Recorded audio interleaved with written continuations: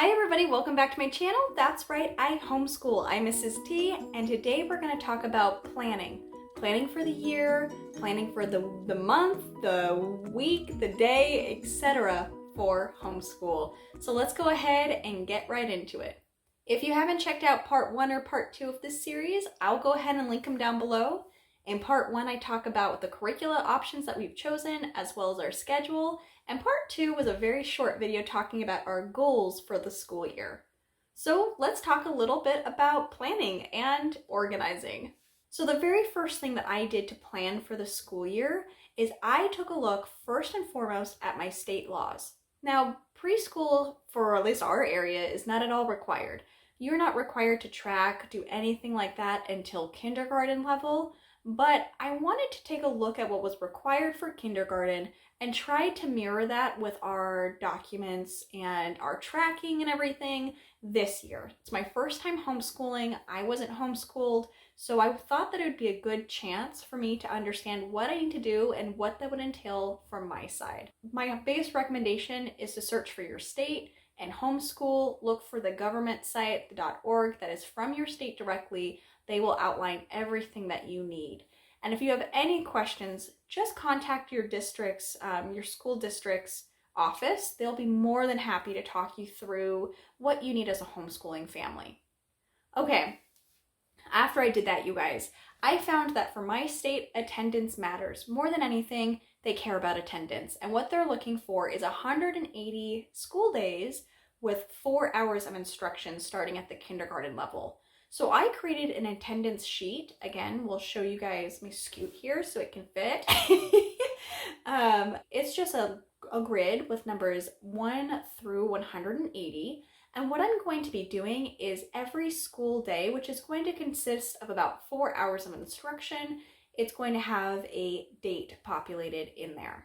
And that's going to let me know what date filled which day. Okay, so what I do now is I printed that. I printed the attendance sheet, and then the other thing I printed are my 3 goals for the school year. Now, I did make my goals and my schedule a little bit more personalized, so I took it out for this video, but what I did is I grabbed one of these accordion style organizers that has 5 pockets, and what we will do is have my child's schedule on the inside, or on the front, and on the inside here, we are going to be having our academic goals. In the back pocket, that will contain our attendance sheet and our curriculum stuff. So now let me show you what I did for the curriculum. So I took a look at everything that we wanted to leverage, and I basically wrote out all of the days. So we'll take a look at Build Your Library as an example. So for Build Your Library, the way that this is broken out is this is a 30-week program. And this is a 5-day a week. So 30 weeks, 5 days a week. So I created a grid here that has 1.1, that would be the first day of the first week, all the way to 30.5. So I have a template. When I am done with, when we finish one of the days, all I'm going to do is highlight when we finish one of them. So I know it's complete. I'm not marking down the actual day that I'm finished because I started doing that. I found it was just too much. I was tracking things that I don't need to track. My district doesn't require anything like that. After I print out all of the grids that are going to show all of the lessons, the breakdowns of how each curricula is meant to be used, I'm going to print them all out, single-sided sheet, and I'm going to put them in the back of my accordion folder. And in the front of that is going to be my attendance tracker. So again, my curriculum, my attendance tracker are going to go in my back pocket, my schedule, and my goals are going to be on that front flap. Then what I'm going to do every week, I kind of start to schedule what we were going to try to tackle from each of those pieces of curriculum. And honestly, you guys, I stick it on a little Post-it note. Each day is going to get its own, and I only schedule for about 3 days out. Because honestly, if I schedule for the whole week, but Monday turns out to be like a really hard day and we don't get anything done, then it's like I've planned for too much at this age. too far in advance. I found 3 days was like the sweet spot. So what I will do is I am going to grab 3 different Post-it notes, and then come Tuesday, I'll plan out the last 2 days of the week, and they'll just all be here for a quick reference. And this is what we're going to work on in the week. Now, when I'm planning out these 3 days, I will grab the worksheets, if any, that are going to be used.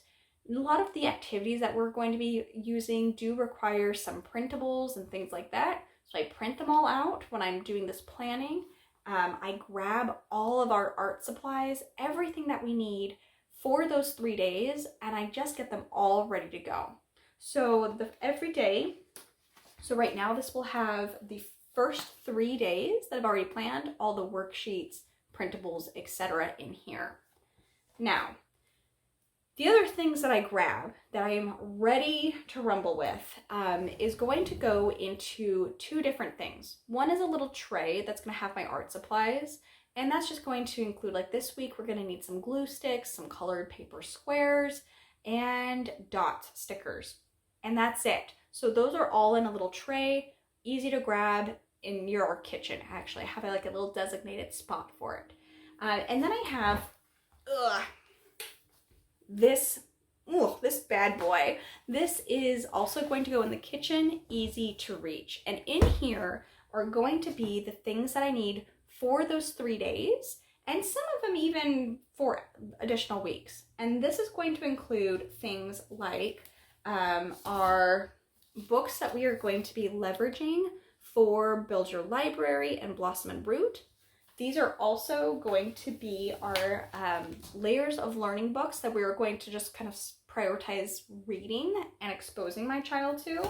So we have a couple of those here.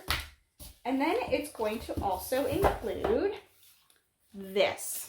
Let me show you this. I'm not going to show you the first page because it has my child's name. But this is a menu. It's a normal menu that you can get like just on Amazon. And I'm printing out the, I actually have to put in the next one because we're just finishing up Vincent van Gogh. But this is going to be the Blossom and Root, the artists and the musicians that we are focusing on for the next, like, they do it for about 4-ish weeks. So rather than looking up these pieces of work that are being called out, I'm gonna have it printed, ready to go. So that way we just pull out our Blossom and Root menu and we can look at the art that we were studying that day, and then we can have it as an inspiration and we can flip through. And then I also have on the back here just our little bells. It was something I accidentally printed from our preschool prodigies, so I just put it in there. I thought it was pretty cute.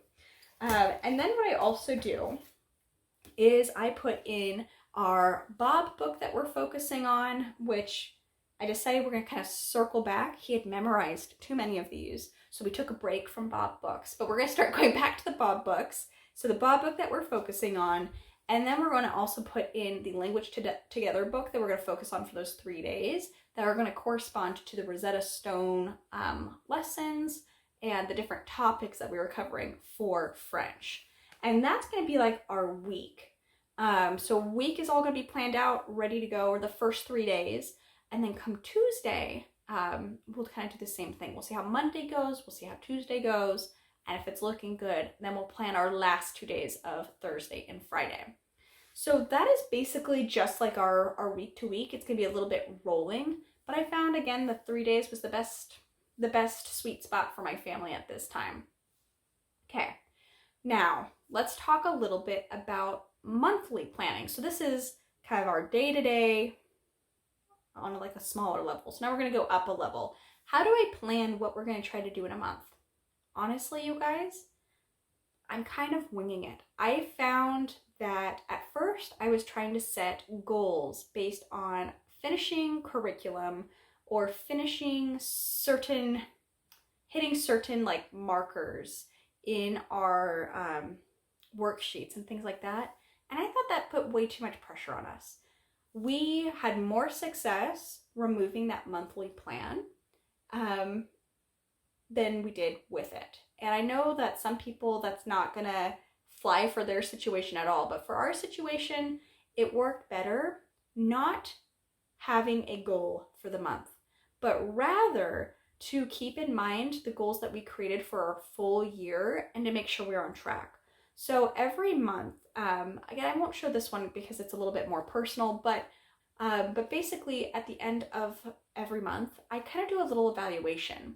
I evaluate in general, what's a piece of curriculum that we're liking? What's one that we're not really picking up or he's just not connecting to? Can we table that for a while? If we're tabling that, how do we make up for it? What are some things like, I just kind of evaluate how it goes as a whole. And then that is going to affect like any changes. Every month we might have some changes to our schedule if we need to, but ultimately the goal here is to make sure that we're evaluating that we are still on track for our 3 personal goals. And in case you missed it, the TLDR of it is that we want to make sure that my child loves reading, understands the greater good, so he's initiating kindness to others in our planet, and we really want him to be curious, ask questions, and try to find solutions. So those are, as long as we are on track with those goals, that is basically all I do is monthly evaluation as opposed to planning. Okay, and then yearly, if we even look at it, even step back even further, what's our yearly goal? Again,